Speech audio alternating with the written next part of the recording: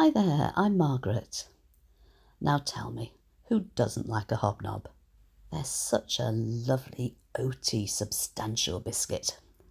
And these cherry and chocolate ones I've got for you today, oh, they're gorgeous. Do you know, I didn't realise until I started making these how similar they are to flapjacks. The method is very similar, and the only difference are the quantities of the different ingredients. Now I'm adding the halved cherries into the dry ingredients. This is so they can get covered in flour and then they won't stick together. There'll be an even amount in each biscuit. Now we're just about ready to add that lovely melted butter and syrup into those dry ingredients. Give it a good old mix. You'll think to start with it's not going to work and there isn't enough liquid, but there will be. Just persevere. If I squeeze it together with my hands, you can see how it does form a shape.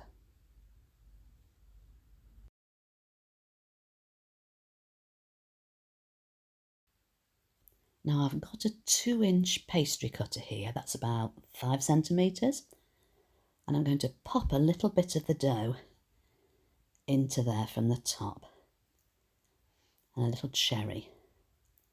If you squeeze it into the corners with your thumb or your finger, and then hold it down while you take the cutter away, it should leave a nice circle. They will spread in the oven and make a nice hobnob shape.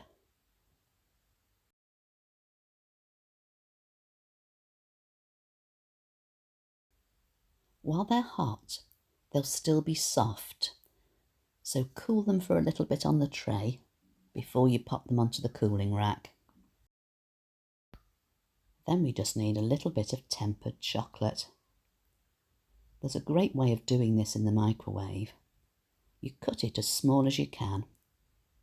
Pop it in the microwave 30 seconds, stir, 20 seconds stir, and then 10 seconds stir.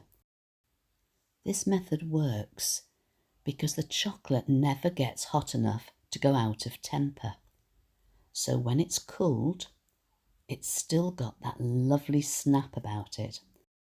It's also important to use a plastic container because that doesn't keep the heat like glass or ceramic. So when I've popped chocolate on all of them, these are going to go into the fridge until the chocolate's completely hard.